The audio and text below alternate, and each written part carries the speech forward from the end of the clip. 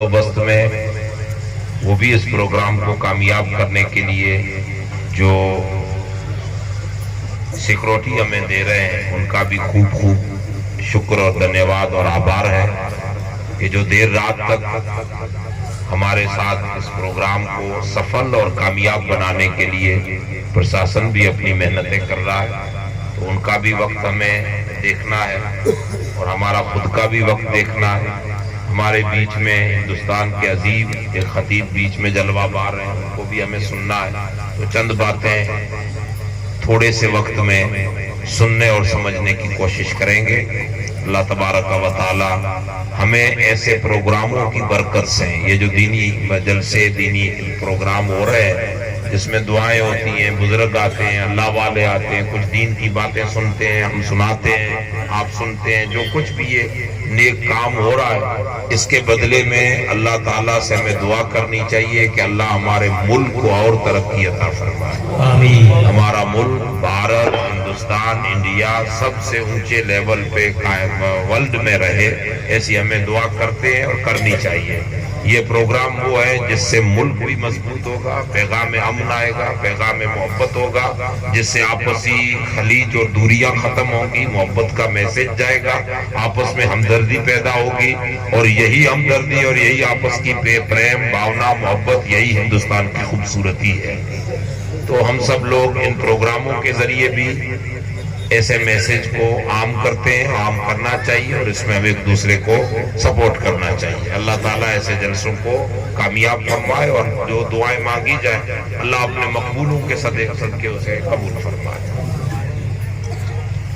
देखिए भाई, चंद मिनट है मेरे पास, लेकिन इतनी गुजारिश है कि ये बीच में उठना बैठना बंद कर दें। जितनी देर से आप बैठे उतनी देर से हम भी बैठे हैं। आप बहुत करीब से आए हो, हम बहुत दूर से आए, इसीलिए सबका टाइम इतना ही कीमती है। थोड़ी देर बैठने की ज़हमत गवारा करें और इंशाअल्लाह जब इतना बड़ा जलसा रखा है और इतने बड़े उलमा को मंगाया है तो थोड़ा हमारा भी एक फर्ज बनता है कि कम से कम अदब के साथ उनकी बात को सुन लिया जाए। बहुत मुख्तसर वक्त है, इसलिए चंद एक बातें करनी है। पहली बात, मौलाना सिकंदर साहब ने जो कुछ बयान किया तो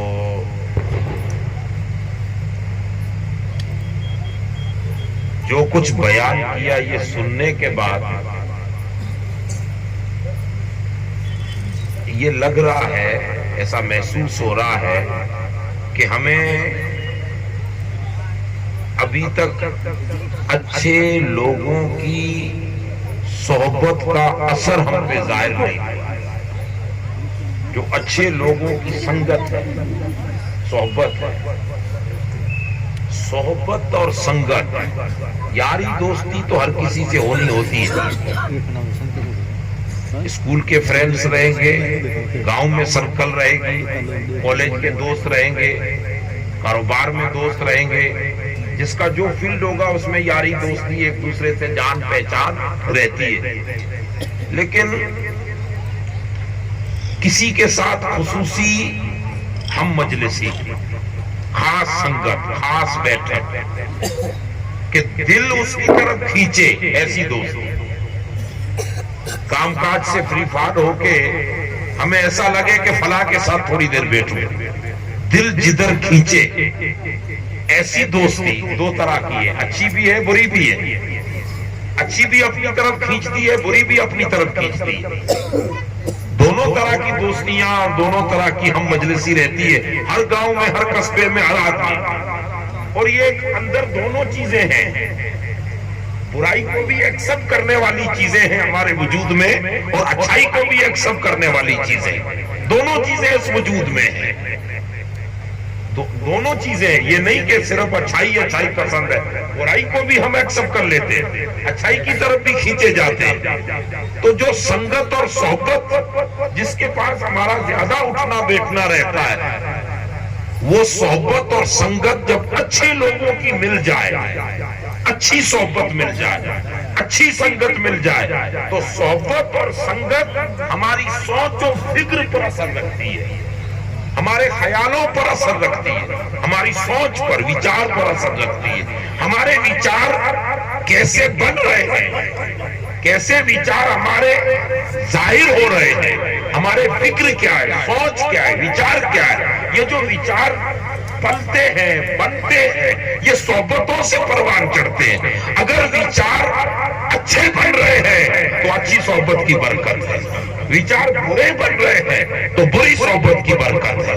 اب اس پر زیادہ سمجھانے کی ضرورت نہیں ہے، دنیا میں سمجھنے کے لیے خوب چیزیں ہیں۔ جب صحبت اچھی کسی پر چڑھ جائے، اچھی سنگت، اچھی صحبت کا اثر ہو تو ظاہر کیسے ہو کہ یہ اچھی صحبت والا ہے، تو آٹومیٹکلی اس کی زبان بدل جائے گی، اس کی زبان بدل جائے گی، اس کا رہن سہن بدل جائے گا، فکر بدل جائے گی، سوچ بدل جائے گی، الفاظ بدل جائیں گے، کہنے کا ڈھنگ بدل جائے گا، انداز بدل جائے گا۔ یہ بدلا بدلا انداز بتاتا ہے کہ کسی اچھے کی صحبت سے نصیب ہے۔ فکریں بدل جاتی ہیں، سوچیں بدل جاتی ہیں، وچاروں کی دھارا بدل جاتی ہے۔ اگر سنگت اچھی مل جائے تو دھارا اچھی بہنے لگتی ہے، سنگت بری مل جائے تو دھارا بری بہنا شروع کر دیتی ہے۔ اب وچار آپ کے ہیں لیکن اس کو اچھائی اور برائی کی دھارا میں لے جانے کے لیے صحبت اور سنگت کا بڑا محتو ہے۔ اسی لیے اسلام نے اس چیز پہ زیادہ زور دیا ہے، جو کام صحبت کرتی ہے وہ کوئی دوسرا عمل کام نہیں کر دکھاتا، صحبت میں وہ اثر ہے۔ اب اگر اچھوں کی مل جائے تو اچھائی کا اثر ہے، کتابوں سے پڑھی ہوئی اچھائی، دیکھی ہوئی اچھائی یہ لانگ ٹائم نہیں رہتی، آدمی بھٹک نہیں جاتا، لیکن جو اچھی صحبت سے اچھا رنگ چڑھتا ہے یہ مرتے دم تک اثر اپنا جسم میں، انسان میں، وجود میں اثر چھوڑ کے جاتا ہے، یہ نکلتا نہیں ہے مرتے دم۔ صحبت اچھی ہے، اسلام نے اس پر زبردست زور دیا۔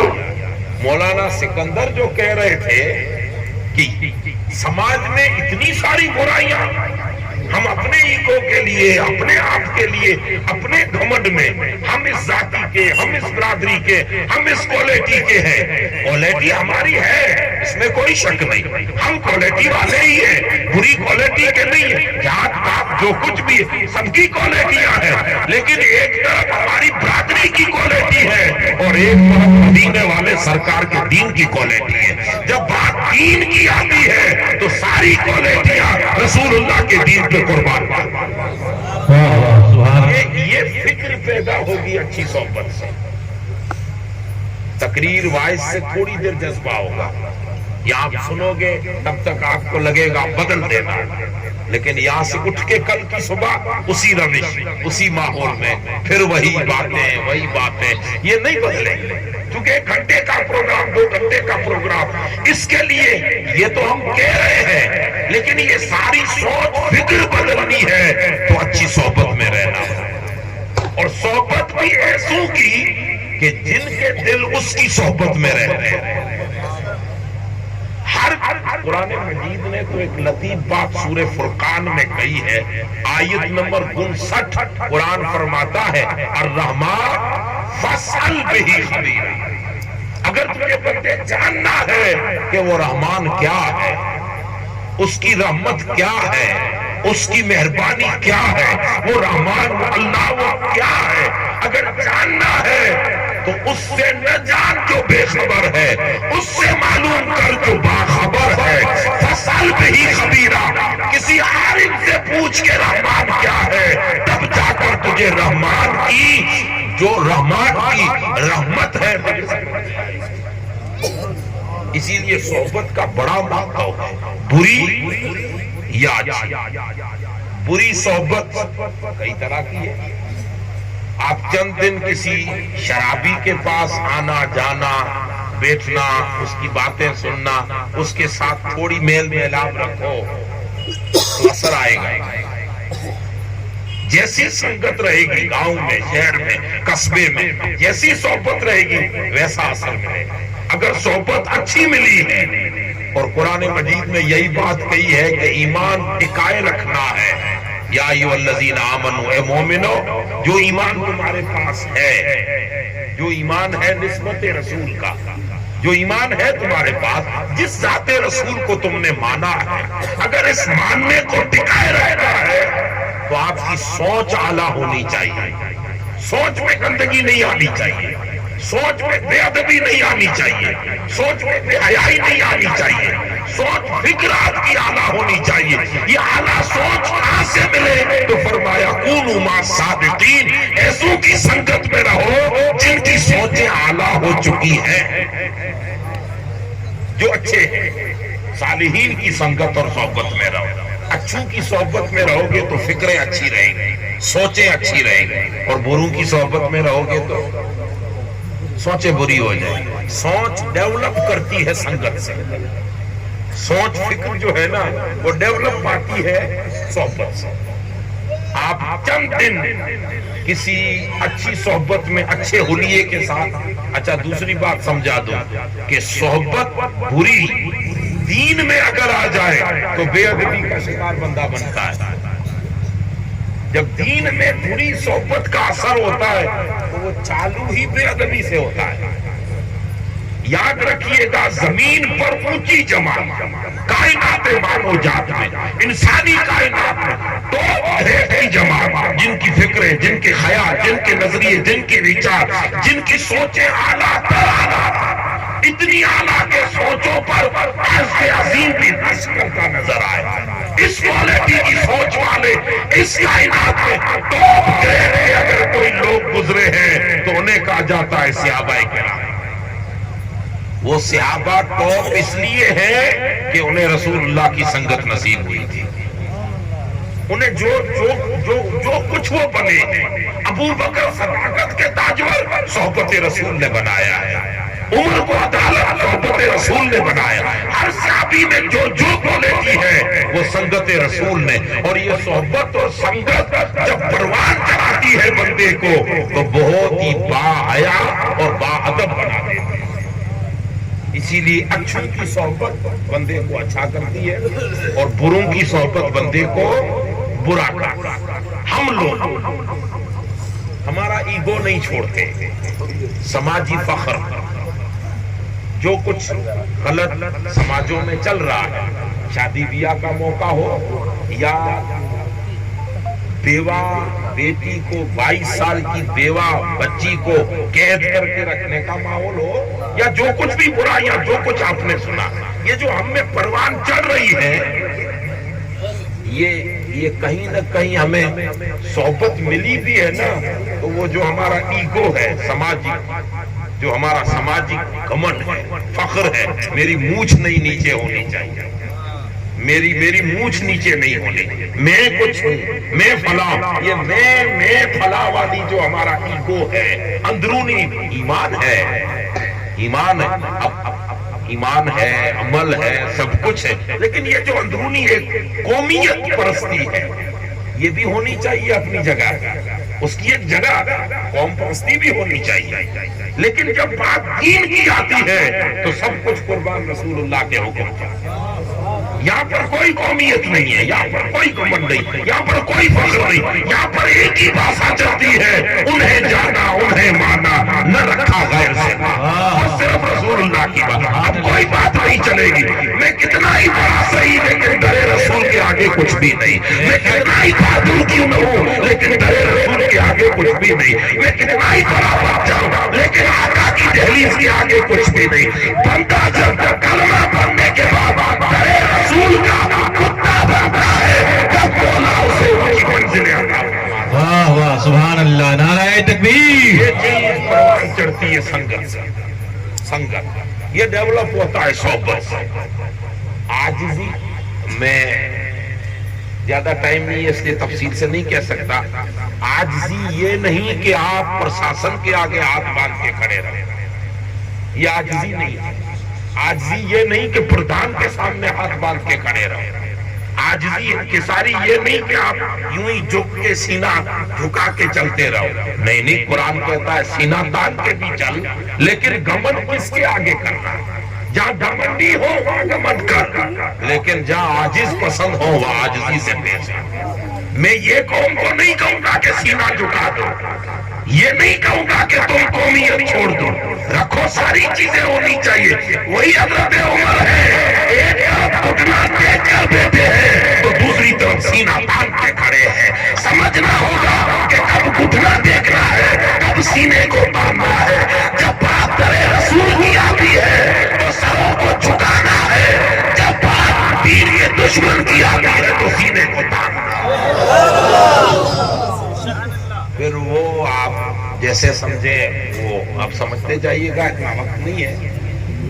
دیکھیے فاروق اعظم کا زمانہ، قرآن مجید میں ایک قصہ ہے، مشہور قصہ ہے، سورہ کہف میں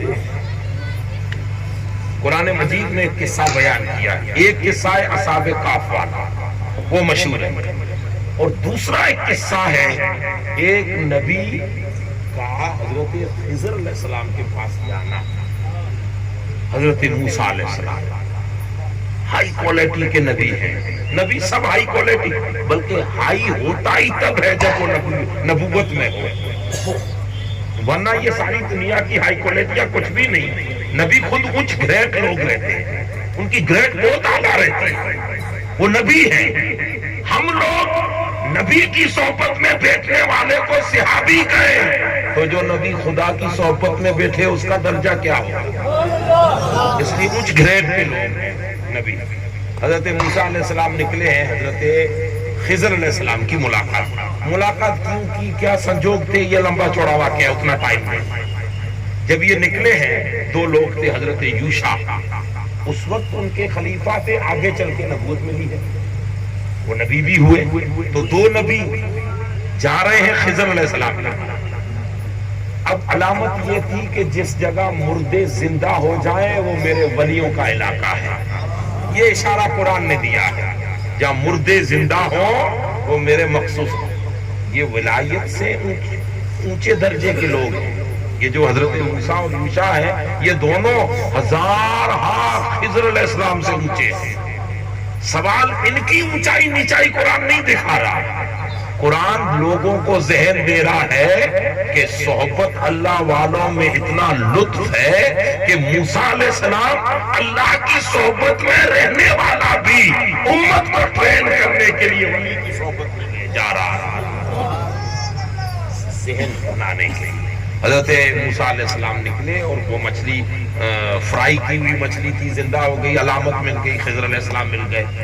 اب تینوں لوگ ساتھ رہنے لگے۔ حضرت موسیٰ علیہ السلام سے کہا تمہارا کیا کام میرے ساتھ؟ کہا چند دن رہوں گا تمہارے ساتھ، بس ویسے ہی رہنا ہے یاری دوستی میں، دیکھتے ہیں تمہاری صحبت سنگت میں کیا اثر ہے۔ پھر اس پر قرآن مجید نے دو تین قصے بیان کیے، ان میں سے ایک قصہ، یہ تینوں لوگ پہنچے تھے ایک بستی میں جہاں پہ یتیم بچوں کا مال کسی دیوار کے نیچے تھا، وہ دیوار گر چکی تھی، اسے حضرت خضر نے ہاتھ سے کھڑا کیا، اس کے نیچے یتیم بچوں کا مال تھا۔ یہ جس بستی میں گئے یہ ٹاپو تھا، ٹاپو کہتے ہیں چاروں طرف سے پانی ہو، بیچ میں کوئی بستی ہو، پھر تو لوگ بستے جاتے ہیں تو زمین پوری پانی تھی، ہم بس کے پوری آباد کر دیے، تو پھر ٹاپو شہر بن جاتا ہے۔ اس علاقے میں حضرت موسیٰ علیہ السلام گئے اور حضرت یوشع اور حضرت خضر، تین لوگ گئے۔ بستی میں اس وقت 5 گھر ہوں گے، 10 گھر ہوں گے، 20 گھر ہوں گے، 25 گھر ہوں گے، مختصر سا ٹاپو تھا۔ جب یہ لوگ گئے تو گاؤں والوں نے دیکھا کہ کوئی نئے مہمان آ گئے، جیسے رمضان میں ہم دیکھتے ہیں کہ کوئی نیا مولوی صاحب آ گیا تھیلا لے کے، ہماری نظریں گھومتی ہیں نا، تو بستی والوں نے دیکھا کہ کوئی نئے لوگ آئے ہیں، تو حضرت خضر علیہ السلام نے جب وہ بستی کے اچھے خاصے لوگ ملاقات کیے، ملے، تو کہا تم لوگ؟ کہا میں خضر ہوں، یہ ہیں، یہ ہیں، یہاں کیا کر رہے ہیں؟ کہا کچھ نہیں، جاتے جاتے یہاں سے نکلے تھے تو رات ہو گئی ہے، ایک رات آپ کے یہاں پڑا ہوگا، صبح چلے گئے، تو بس ہمیں کچھ نہیں چاہیے، خالی اگر کھانا دے سکو تو مہمان نوازی میں کھانا ہے، اور رہنے کے لیے ایک کمرہ ہو، چھوٹا جھوپڑا ہو، اوڑھنے کے لیے گودڑی ہو، مہمان نوازی میں اور کیا ہو۔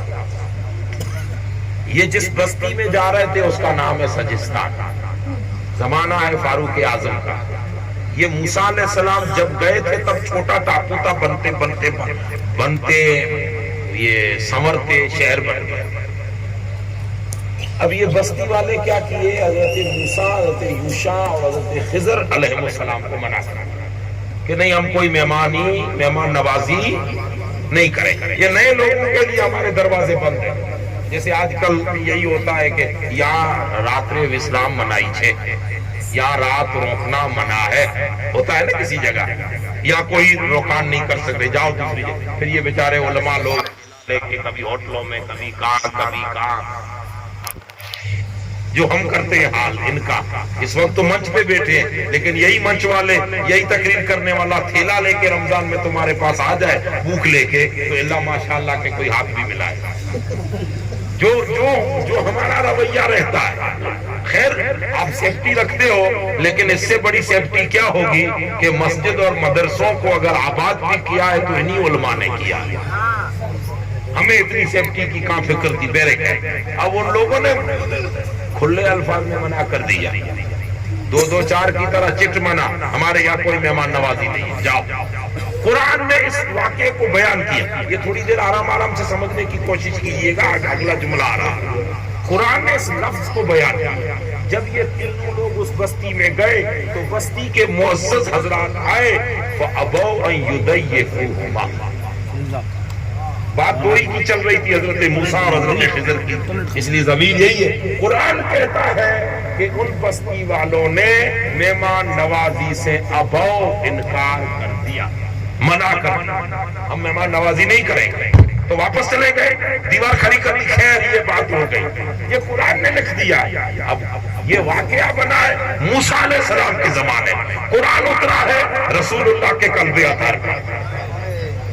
حضرت موسیٰ اور رسول اللہ کے بیچ میں مورخین کہتے ہیں 5000 سال کا فاصلہ، کسی نے 32,000 سال بھی بتایا، یا جو بھی فاصلہ ہو اللہ بہتر جانے، لیکن فاصلہ تو زیادہ ہے۔ حضرت موسیٰ کا واقعہ ہے علیہ السلام، اور آئے رسول اللہ کے قلب اطہر پہ قرآن اترا۔ جب قرآن اترا تو اس پورے نقشے کو قرآن نے بیان کیا۔ اب بیان کیا قرآن تو پھر عرب میں اترا تھا، آہستہ آہستہ عرب والوں کو کیا پتا، گلوبل ویلیج کا تصور تو آج بنا ہے، اس وقت تو نہیں تھا۔ اس وقت تو ممبر پر بیٹھ کر جب رسول اللہ کہتے ایک زمانہ آئے گا کہ ہندوستان میں بیٹھا ہوا بندہ امریکہ کے بندے کو دیکھتا ہوگا، تو لوگ کہیں گے کیسے دیکھے گا، تو اس وقت تو سمجھ میں بات نہیں آئی، لیکن آج گلوبل ویلیج کے تصور میں سمجھا دیا کہ انٹرنیٹ کے کنیکشن سے ہند میں بیٹھا ہوا بندہ امریکہ کے بندے سے بات کر سکتا ہے۔ میں کا نادار جب ٹیکنالوجی سمجھ میں آ گئی، اس کو انسان نے بنایا ہے، تو رسول اللہ مدینے میں امتی کو کیوں نہیں دیکھ سکتے؟ دنیا کی ٹیکنالوجی دنیا نے بنائی ہے، اور رسول اللہ کی آنکھ کو خدا نے بنایا۔ نعرہ تکبیر، نعرہ رسالت، شان مصطفیٰ۔ آج اس گلوبل ویلیج سے پوری کائنات روزے روشن کی طرح سمجھ میں آ رہی ہے۔ تو قرآن میں مطلب اس وقت تو نہیں جان رہے تھے، آہستہ آہستہ اسلام بڑھ رہا۔ حضور کا زمانہ ظاہری حیات کا پورا ہوا، ابو بکر صدیق کا 2.5 سال زمانہ پورا ہوا، حضرت عمر آئے، عمر کے کافی 2-4 سال نکل گئے، 16-17 ہجری میں یہ علاقے فتح ہوا۔ خالد بن ولید، سعد بن ابی وقاص، ابو عبیدہ بن جراح، حضرت موسیٰ اشعری رضی اللہ عنہ، یہ صحابہ کرام۔ اب یہ علاقہ فتح ہوا سجستان، اب فتح ہوا تو کلمہ بھی پڑھیں گے، اور کلمہ پڑھے ہیں تو قرآن بھی سیکھیں گے، کیونکہ وہ عرب تو جانتے تھے، عربی سے تھوڑا لگاؤ تھا، اور زبان اتنی میٹھی ہے کہ تھوڑا گل مل جاؤ تو آٹومیٹکلی دل کرتا ہے سمجھنے کے لیے۔ ہر زبان کی اپنی ایک کھچاؤ ہے۔ تو اہل سجستان نے قرآن سیکھا، قرآن سمجھا، جب سیکھا سمجھا تو بات سمجھ میں آئی کہ یہ تو ہمارے گھر کی بات ہے، ارے تو ہمارے وڈیلوں کی بات ہے، ہماری مونچھ تو اب جا رہی ہے، ارے یہ تو ابھی سکندر صاحب بیان کر رہے تھے، یہ تو فلودی کی بات ہے، ہماری ناک کٹوا دی اسٹیج پہ بیان کر کے، نہیں کرنا چاہیے، ہمارے گھر کی بات ہے، ہماری تو ناک کٹ گئی۔ اب اہل سجستان نے جب یہ پڑھا قرآن تو ایک دوسرے کو کہا یہ گاؤں تو ہمارا ہی نہیں ہے. ہمارے ڈوکرے کہتے تھے کہ موسیٰ یہاں آئے تھے, خضر یہاں آئے تھے. تو سجستان میں اس کے لیے اب کتنی بستی تھی اس وقت؟ 90,000 گھروں کی بستی تھی ٹاپو اس وقت. تو ان میں سے 32,000 لوگ کلمہ پڑھ چکے تھے. بڑا انقلاب ہے. لیکن انہوں نے دوسرے میں یہ قرآن میں یہ تو اباؤ والے ہم ہی نہیں ہیں, ہمارے آبا بھی نہیں ہے. یہ تو ذرا موسیٰ اشعری سے بات کریں اس مسئلے میں. حضرت موسیٰ اشعری کے پاس آئے. السلام علیکم. وعلیکم السلام. ایک چھوٹا سا جی کہو کیا یہ قرآن میں جو موسیٰ علیہ السلام کا قصہ بیان ہوا ہے یہ ہمارا ہی گاؤں ہے. اوہو مجھے تو معلوم ہی نہیں تھا آپ کا گاؤں ہے. واہ. یہ کچھ باتیں ایسی ہیں جو ہاؤ باؤ سے ہم سمجھانے کے لیے کرتے ہیں جو کتابوں میں ملتی نہیں ہے. پھر آپ بولو یہ او کہاں لکھا تھا. یہ کچھ آپ کے یہ ایسے امپریشن سے کچھ سمجھانے کے لیے. ارے یہ تم ہو, اچھا اچھا تمہارے گاؤں میں موسیٰ علیہ السلام آ گئے. واہ واہ زہے قسمت زہے نصیب. ہاں قسمت تو ٹھیک ہے لیکن ہمارے پرکھوں نے گڑبڑ کر دی ہے. کیا گڑبڑ کی؟ وہ آئے تھے رات نوکان کے لیے لیکن مہمان نوازی سے سیدھا انکار کر دیا. 2 4 کی طرح نہیں کریں گے. اور قرآن نے لکھ دیا ہے فابو یہ مہمان اس مہمان. اب فلودی میں کہوں کہ ہم مولانا صاحب ہیں, قبلہ صاحب ہیں اور میں ہوں, مسافر لوگ ہیں, یا میں گجرات سے ہوں, یہ حضرت یہ باہر یوپی سے, ایک رات کے لیے کوئی اچھی جگہ. اب یہ اسٹیج پر بیٹھے ہوئے ہیں, تقریر ہو گئی ابھی جاؤ. کہاں جائیں گے رات کو یار؟ کیا گئے تو یہ دل میں چبھے کے بعد نہیں چبھے. تو حضرت موسیٰ اشعری نے کیا کرنا ہے, تھوڑا اس میں تھوڑی باری بھی ہو جائے تو ہماری مونچھ بچ جائے. سمجھ رہے ہیں؟ جی جی جی جی. یہ تھوڑی ہماری بےعزتی. کیا بےعزتی؟ ہمارے پرکھوں نے بھول کی ہے. جو قرآن پڑھے گا یہ کوسے گا ہمیں, تانے ماریں گے یار. تو تھوڑا اس میں تھوڑا بہت کچھ. حضرت ابو موسیٰ اشعری سنگت یافتاؤں میں سے تھے. ان کی نیت کو بھانپ گئے. آپ نے کہا یہ میرا کام نہیں ہے. حضرت ابو عبیدہ بن جراح سے بات کرا, وہ مجھ سے تھوڑے سینئر ہیں. حضرت ابو عبیدہ بن جراح کمانڈر تھے اس علاقے کے. وہ آئے, تھوڑی ان سے بات ہوئی. حضرت ابو عبیدہ بن جراح بھی ان ہم نشینوں میں سے تھے. بات تو تمہاری ہے لیکن میرے بس کی نہیں. تو یہ تم حضرت سعد بن ابی وقاص سے بات.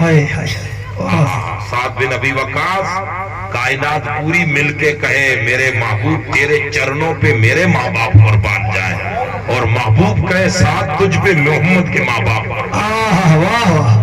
حضرت سعد بن ابی وقاص اور خالد بن ولید دونوں ساتھ رہتے تھے. وہ ایک دوسرے کی روح کی مثل جنگ میں رہتے تھے. حضرت سعد بن ابی وقاص سے بات کی, مخصوص لوگ گئے, وڈیرے جاموت راگیوان چودھری پٹیل, آپ جو بھی سمجھو جس بات میں سمجھو, سماجی لوگ. اب اس وقت یہ آج والا راجکارن تھا ہی نہیں, یہ راجنیتی تھی نہیں, اس کو بھول جائیے. یہ پچھلے چند سالوں سے انگریز گیا اور ہمیں دیتا گیا, اس کو چھوڑ دی. لیکن پٹیل آئی تھی, پرانے زمانے میں بھی سرپچائی تھی, وڈیرائی تھی. تو یہ وڈیرے لوگ آئے, کہا سائیں تھوڑا یہ مسئلہ ہے. حضرت سعد بن ابی وقاص تو ساتھ تھے. کہا دیکھو بھائی جان, یہ تم جو میٹر میرے پاس لائے ہو نا, کیا کر سکتا ہوں تمہاری مدد. کہا بس سیدھی سی بات ہے. کہا کیا بات ہے؟ کہا یہ قرآن میں آیا ہے ابو, جیسی سنگت ہو ویسا دماغ اور فکر بنتی ہے. آپ تھوڑی دیر کسی کاریگر کے پاس بیٹھو, بائک بنانے والے کے پاس, تو آپ خود بھی تھوڑا سیکھ لو گے. سنگت کا اثر ہے. تو یہ کوالٹی والے تو تھے. کہا کچھ نہیں کرنا, یہ ابو ہے, ابو علی بے واو, یہ علی بے ہے واو ہے, اس کو تھوڑا سا بدلنا. کیا بدلنا ہے؟ کہا یہ بے کے نقطہ نیچے ہے, اس کو اوپر رکھنا. ہاں تو انو ہو جائے گا. دوسرا ایک آپ ملا دو تو کیا ہوگا؟ تے بن جائے گا. تو کیا ہوگا؟ ابو کی جگہ اتو. اب وہ ہوگا تو قرآن میں آتو، لیکن وہ سمجھانے کے لیے اتنا تو وہ بھی علم نو نہیں جانتے تھے. تو کہا یہ ابو کی جگہ اتو بن جائے تو کیا ہوگا؟ کہا اتنا ہو جائے گا کہ بستی میں موسیٰ علیہ السلام آئے تھے، خضر علیہ السلام، اور بستی والے سامنے سے دوڑ کے گئے کہ رکیے رکیے حضرات، آپ کے لیے یا مہمانی حاضر. مانا بدل گئی کہ نہیں؟ بدلی کہ نہیں؟ کتنے سیانے لوگ تھے. واہ. حضرت سعد بن ابی وقاص سمجھ گئے معاملہ گمبھیر ہے. حضرت سعد نے کہا یار یہ جو تم میٹر میرے پاس آئے ہو نا، تم ابھی بھی کچھ مخصوص لوگ تیار ہو، 20 25 50 معمر لوگ، عمر رسیدہ، کچھ ینگ لوگ اور کچھ اچھے خاندان کے، اچھے خاندان میں ٹاپ لیول کے، جن کے خاندان میں پرکھائی ہو، وڈیرائی ہو، جاموتری ہو، ایسے لوگ مل کے تھوڑے پڑھے لکھے بھی ہوں. زمانے میں جو بھی ایجوکیشن کا لیول تھا، ہر زمانے میں ایجوکیشن کا لیول الگ ہے، تو تھوڑے آپ مل کے مدینہ جاؤ حضرت عمر کے پاس. میرا کام نہیں ہے، ہم سب کے اوپری وہ ہیں اسلامی ریاست کے، وہ بس راجیہ پال وہی ہے، وہی جاؤ. ٹھیک ہے، مسئلہ وہی حل کر دیں گے. اب حضرت سعد تو جانتے تھے کہ عمر ہے، کس ویچار کو کس دھارا میں لے جانا یہ عمر خوب اچھی طرح جانتے ہیں. تو کہا ٹھیک ہے جائیے. ویچار تھا ہماری بے عزتی سے ہم بچیں. ویچار کیا تھا؟ بے عزتی سے. ان کا ویچار کیا تھا؟ ہماری ناک نہ کٹے. ان کا ویچار تھا مونچھ نیچے نہ ہو. ان کا ویچار تھا ہم اوپر رہے، ہماری ٹنگڑی اوپر رہے. یہ ان کا ویچار تھا. اب ویچار کو کیا روپ دینا ہے یہ حضور کے اصحاب سے بہتر کون جانتا ہے؟ واہ واہ واہ. اچھا اب یہ آئے مدینہ مدینہ مدینہ مدینے پہنچے.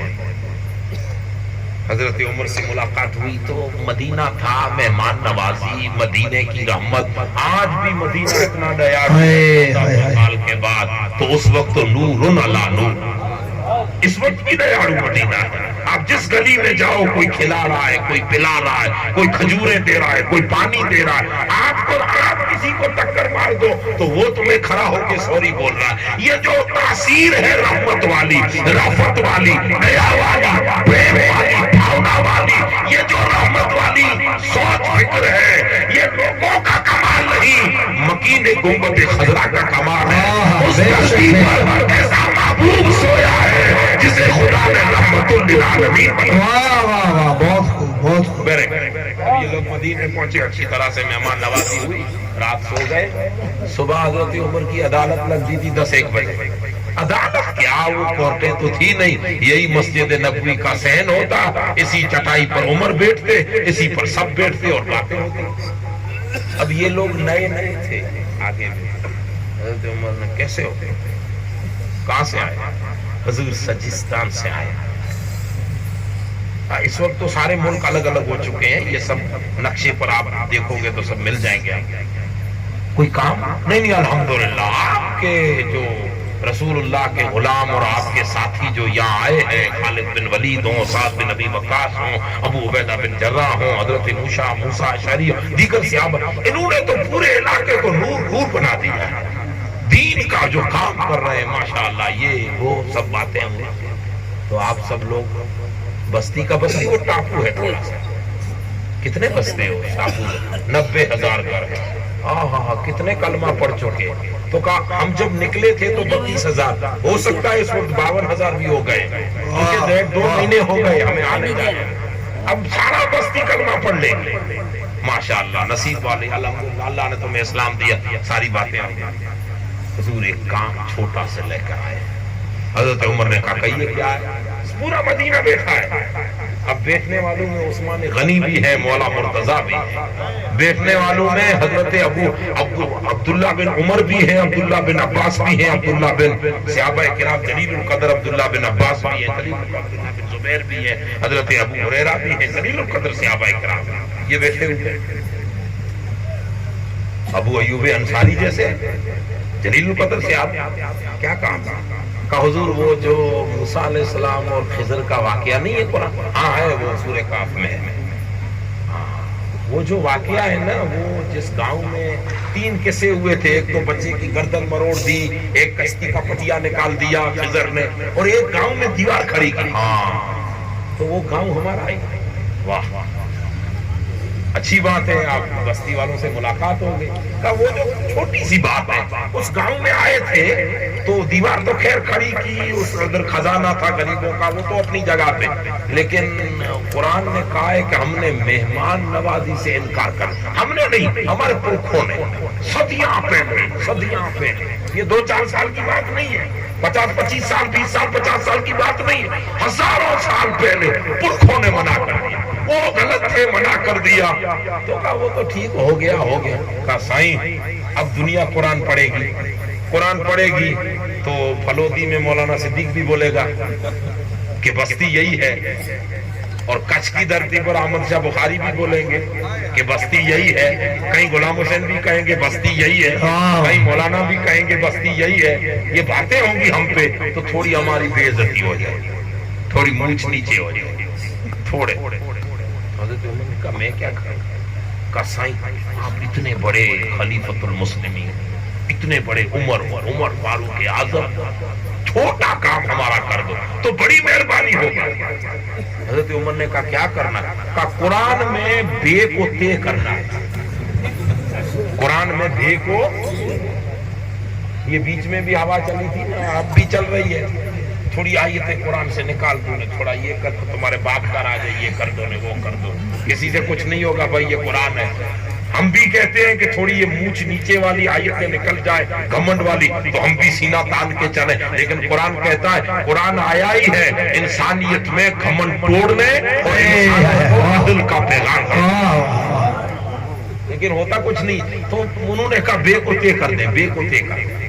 یہ بے ہے ابو, یعنی آئے تو انکار کر دیا, جیسے ابلیس کے لیے ہے نا ابا واستکبر وکان من الکافرین, تو ابو کی جگہ عطو کر دے. حضرت عمر زیادہ سمجھانے کی ضرورت نہیں, سمجھ گئے, وہ سمجھے ہوئے تھے, دل بھانپ گئے. اب تاریخ کا جملہ ہے, حضرت عمر نے ان کو دیکھا, ایک ایک کو غور سے دیکھا, منبر پہ کھڑے خطبہ چالو کیا. پہلے حمد کی, اللہ کی تعریف بیان, رسول اللہ کی شان بیان.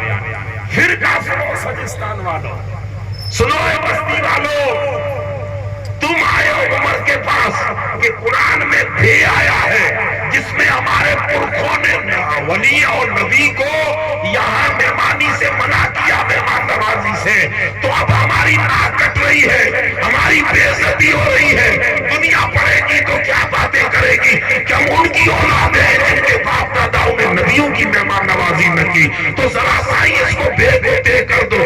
حضرت عمر نے کہا سنو سجستان والوں, تم تو 90,000 کی بستی ہو, اگر 90 کروڑ کی بستی ہو تو ایسے اسلام اور مسلمانوں کی ضرورت نہیں ہے جو اپنی مونچھ کے لیے قرآن بدلنے کی کوشش کرے. مسلمان وہ ہے کہ جب بات دین کی آئے تو اپنی مونچھ کٹوا دے, محمد کے دین کو گلے سے. نعرہ تکبیر, نعرہ رسالت, شریعت مصطفیٰ. میری مسجد سے اٹھ جاؤ, محمد کی مسجد سے اٹھ جاؤ. تم لوگوں نے کلمہ پڑھا, حلق سے نیچے اسلام نہیں گیا, خالی زبانی کلمہ ہے, کوئی ضرورت نہیں. ارے یہ عمر بھی کسی زمانے میں عمر تھا, لیکن سب کچھ چھوڑ دیا میرے رسول کے آگے. یہ ابو بکر بھی کچھ ابو بکر تھا, چھوڑ دیا میرے رسول کے آگے. ہم بھی قریش تھے, لیکن قریش نیچے کھڑا ہے, حبشے کا غلام کعبے کی جگہ. ہمارا ضمیر تو گواہی نہ دے رہا تھا کہ قریش نیچے حبشی اوپر ہو, لیکن جب بات رسول کی آتی ہے تو قریش اور حبشہ نہیں دیکھا جاتا, آمنہ کے لال کے انفاس کو دیکھا. واہ واہ, کیا کہنے, کیا کہنے. اٹھ جاؤ یار, وہ بھی صحبت یافتہ تھا. میں نے ایک جملہ کہا تھا, صحبت وچار بدلتی ہے. بے شک, صحبت وچار, یہ جو وچار تھے یہ پرکھوں کی صحبت کے وچار تھے, بے شک. لیکن اب جو وچار ڈیولپ ہو رہے ہیں وہ ابو عبیدہ بن جراح کی صحبت, وہ حضرت ابو موسیٰ اشعری کی صحبت. اب ان میں سے ایک بندے, وہ بڑی عمر کے, وہ گھٹنوں کے بل مسجد نبوی میں بیٹھے, ہاتھ جوڑ کے کہا عمر سمجھ گئے, قرآن نہیں بدلا جا سکتا, اے قول محمد قول خدا, فرمانا بدلا جائے, بدلے زمانہ مگر قرآن نہ بدلا جائے. ہم سمجھ گئے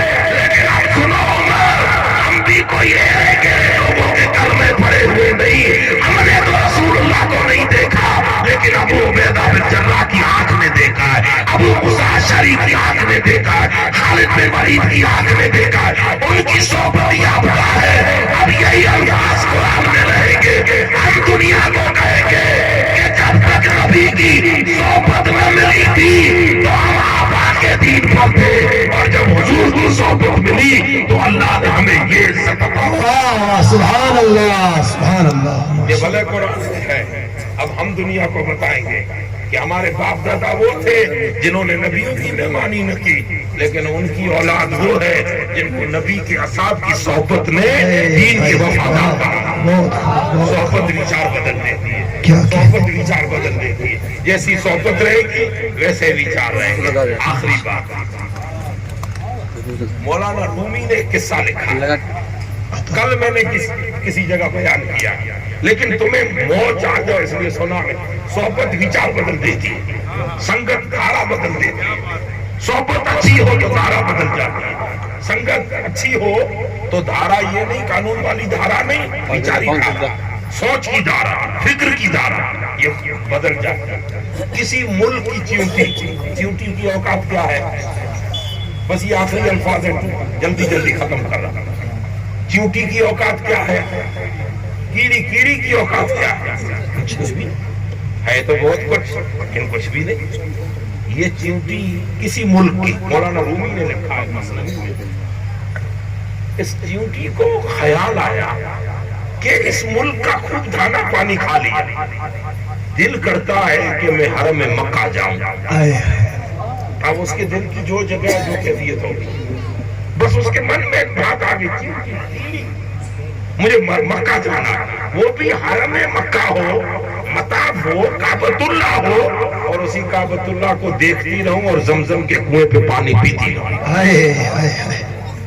خیال ہے، خیال اچھا بھی آ سکتا ہے، برا بھی آ سکتا ہے، لیکن چونٹی تیرے نصیب پہ قربان جائیں کہ خیال بھی آیا تو حرم مکہ کا. لیکن اب اس نے اپنے آپ کو دیکھا، اپنے وجود کو دیکھا، وچار تو اچھا آ گیا، لیکن جب اپنے آپ کو دیکھا تو کہا رہی چونٹی اتنا بڑا وچار تو کر لیے، پہنچے گی کیسے؟ تو یہاں سے نکلے گی اگر مصر کی ہے تو پہنچتے 6 مہینے لگ جائیں گے، 12 مہینے لگ جائیں گے، 2 سال لگ جائیں گے. کوئی کچل بھی دے گا، وہ چٹو تو ہے نہیں کہ ہر طرف سے پھول ہار پہنائے جائیں گے. ہو سکتا ہے کہ کچل بھی دے، ہو سکتا ہے کوئی جانور آ جائے، نہ جانے کیا کیا تکلیف ہے، اور ہوا کے تیز جھونکے بھی آئے تو بھی اڑ جائے، پھول میں بھی آ جائے، نہ کیسے پہنچے گی. لیکن رومی لکھتے ہیں طلب سچی ہو تو مطلوب ضرور ملتا ہے. طلب سچی ہو تو مطلوب ضرور ملتا ہے. اب اس چیونٹی کے دل میں خیال آیا کہ جانا مکہ ہے، ٹھان لیا کہ مکہ جانا. آپ کے دل میں اچھا وچار آیا کہ میرے گھر سے مجھے برائی نکالنی ہے، میری سماج سے مجھے برائی نکالنی ہے. وچار اچھا ہے، لیکن اب اس وچار کو عمل میں اتارنے کے لیے کوشش کرنی پڑتی ہے، طلب صادق رکھنی پڑتی ہے. خیالوں کو، وچاروں کو اتپادن دینے کے بعد اسے عمل میں اتارنے کے لیے کر گزرنا پڑتا ہے. جب کر گزرتے ہیں تو مدد اللہ کی آتی ہے. اب اس نے کوشش کی کہ کوئی ذریعہ ڈھونڈوں، کہیں ادھر کہیں ادھر، کہیں ادھر کہیں ادھر، کیا ڈھونڈوں کیا کروں. کبھی ادھر، کبھی 2-3 دن تک تو چونا برابر ٹھیک ٹھاک نہیں لیا، کہیں ادھر ہی بیمار پڑ جاؤں گی، چلو بلو میں کہیں ادھر کہیں ادھر. 1 مہینہ نکل گیا. مولانا رومی کہتے ہیں کہ طلب نے اسے تڑپایا، طلب نے اسے تڑپایا، اور جب تڑپ آتی ہے تو رحمت کی زنجیر ہل جاتی ہے. اب اس کو اتنا تڑپایا کہ جانا مکہ، جانا اللہ کی قدرت. ادھر طلب سچی تھی. رومی کہتے ہیں یہ کبھی زمین کے اندر منہ ڈالتی، کبھی آسمان کی طرف منہ کرتی.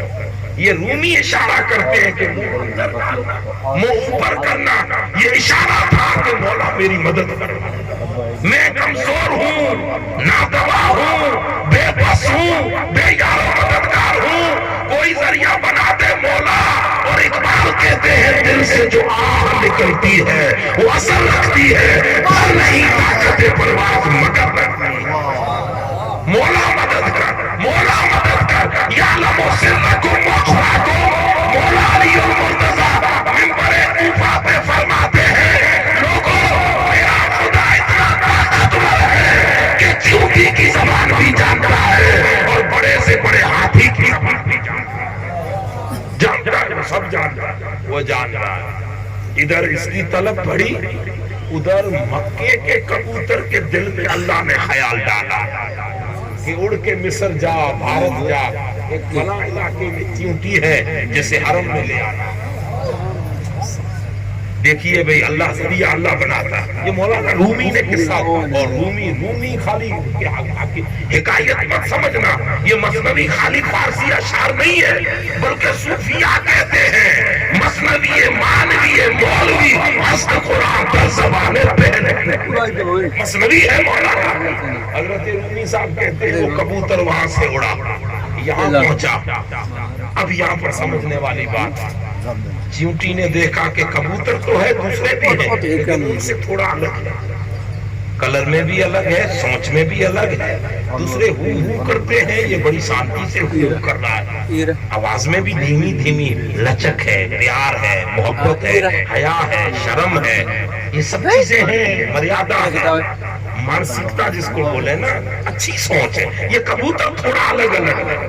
اب اس کے دل میں خیال آیا کہ چلو کبوتر ہی ہے، ہو نہ ہو یہ مکے کا ہے، یہ عرب کا ہے، تو ایک کام کرتی ہوں اس کے قدموں سے جڑ جا۔ رومی نے لکھا یہ چیونٹی سے رکھ کے آئی، کبوتر کے قدم صبح دیکھ لینا گاؤں میں، یہ کبوتر کے قدموں میں تھوڑے تھوڑے ایسے گائیاں رہتی ہیں، ان گائیوں میں بیٹھ گئی چھپ کے، نہ ہوا لگے، نہ جھونکے لگے، نہ فضا لگے، نہ کہیں گرے، چھپ کے بیٹھ گئے، درد نہیں دیا۔ یہاں پر بھی آگے ایک جملہ آ رہا ہے، درد نہیں دیا، چیونٹی کا کام ہے کھرچنا، اپنی فطرت بلا دی طلب یار میں، اپنی فطرت بلا دی طلب میں کہ حرم میں پہنچنا، شانتی سے بیٹھ گئے۔ اب یہ کبوتر کو حکم یہی تھا، وہ آ گئی بیٹھ گئی، یہ یہاں سے اڑا، اب یہ اڑا اور ادھر ہی جا کے اس کو پہنچایا حرم مکہ میں۔ چیونٹی اتر گئی، زمزم کے آگے آ گئی، پہلے 7 چکر لگائے، پھر شکر کیا، پانی بھی پی رہی ہے، کعبے کا دیدار بھی کر ایسا پورا ہوا کہ سام مولانا رومی کا پورا۔ اب رومی لکھتے ہیں، رومی کہتے ہیں اے بندو، جب اچھا ویچار چیونٹی کے من میں آئے تو مدد مولا کرتا ہے، اچھا ویچار چیونٹی کے من میں آئے تو مولا ذریعہ بناتا ہے۔ ارے وہ تو چیونٹی تھی، تو تو انسان ہے، لقد کرمنا بنی آدم کا تاج زرنی تیرے سر پہ ہے، انا خلقنا الانسان فی احسن تقویم کی زیبائیاں خدا نے تجھے عطا فرمائی، تو تو انسان ہے، بشر ہے، مانو ہے، منوسیہ ہے، انسان ہے، اور انسان میں بھی محمد رسول اللہ کا غلام ہے۔ اگر تجھے اچھا وچار آ جائے کہ اب مجھے بدلنا ہے، مجھے میری زندگی بدلنی ہے، خوب جی لیا اپنے نفس کے لیے، خوب جی لیا اپنے قبر میں، اب جینا ہے مدینے والے کے لیے، اب جینا ہے رسول کی اچھا پر، اب جینا ہے مصطفیٰ کے اشارے پر۔ اگر یہ وچار آ جائے اور طلب سچی ہو تو اللہ تجھے بھی کوئی کبوتر عطا فرما دے گا۔ جب چیونٹی کو کبوتر ملا تو لا تقنطوا من رحمت اللہ، مایوس نہ ہو، تجھے بھی کوئی کبوتر ملے گا۔ اور یہ کبوتر ہی تھا، جب بغداد کے لوگوں کے وچار خراب ہوئے تب اللہ نے عبد القادر جیلانی جیسا جیلانی کبوتر بھیج دیا۔ جب بھارت میں بسنے والوں کے وچار خراب ہوئے تو اس زمانے میں معین الدین اجمیری جیسے کبوتر کو بھیج دیا۔ اور اے راجستان والوں اور علاقے والوں، ہمارے وچار خراب ہوتے ہیں تب اللہ تعالیٰ یا اشفاق حسین جیسا یا غلام حسین جیلانی جیسا کبوتر بھیج دیتا۔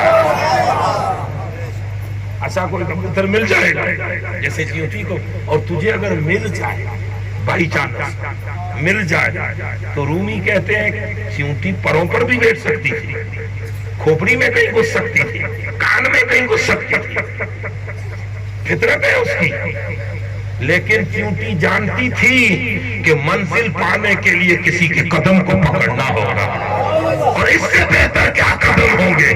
اس نے کبوتر کے قدم پکڑے تو پکڑنا چیونٹی کا کام تھا، اڑنا کبوتر کا کام تھا۔ کبوتر اپنی اڑان اڑ رہا ہے اور چیونٹی کو معراج نصیب ہو رہی ہے۔ رومی کہتے ہیں اے لوگوں، اگر تم کسی کبوتر سے جڑ جاؤ گے تو اللہ تمہیں بھی اس کے قدموں سے جڑنے کی برکت سے اڑان اس کی ہوگی، معراج تمہاری۔ علینا الا البلاغ.